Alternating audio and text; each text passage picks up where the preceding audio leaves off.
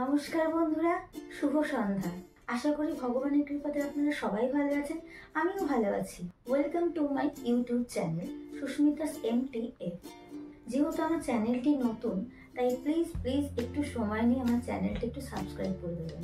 আগের দিন আমি নিয়ে এসেছিলাম গ্রেভি ম্যাগির রেসিপি। আশা করি আপনাদের প্রত্যেকেরই ভালো লেগেছে। আজকে আমি আপনাদের সবার জন্য কুমড়ো ফুলের বড়া করে দেখাবো। কুমড়ো ফুলের বড়া করতে কি কি উপকরণ লাগে সেটা আমি স্ক্রিনেও দেখিয়ে দেবো এবং মুখেও বলে দেবো। তো চলুন শুরু করা যাক কুমড়ো ফুলের বড়া। ফুলগুলো ডগা থেকে ভালো করে সুন্দর করে কেটে নিয়ে আমি ধুয়ে একটা প্লেটে সুন্দর করে রেখেছি।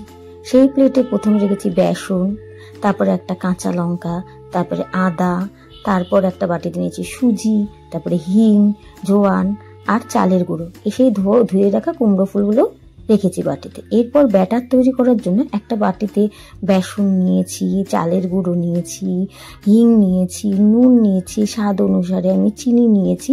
নিয়ে ব্যাটারটা তৈরি করে 10 মিনিটের জন্য আমি এটা রেস্টে রেখে দিয়েছি। 10 মিনিট পরে আমি সুজি দিয়েছি। সুজিটা দেওয়ার সঙ্গে সঙ্গে আমাকে পরোটা ভাজতে হবে। এরপর একটি কড়াইতে আমি তেল দিয়ে ভালো করে গরম করে পুরো কড়াইতে তেলটা মাখিয়ে নিয়েছি। তারপর ব্যাটারের মধ্যে একটা একটা করে কুমড়ো ফুল ডুবিয়ে নিয়ে আমি বড়াগুলো ভেজে নিয়েছি।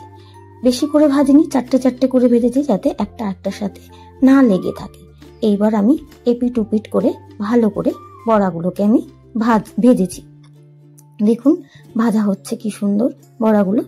এরপর এরকম ভাবে আমি দুবার বড়াগুলো ভেজেছি, চারটে চারটে করে 8টা বড়া আমি খুব সুন্দরভাবে ভেজেছি। দেখুন কি সুন্দর লাগছে বড়াগুলো, খেতেও খুব টেস্টি হয়েছিল বড়াগুলো।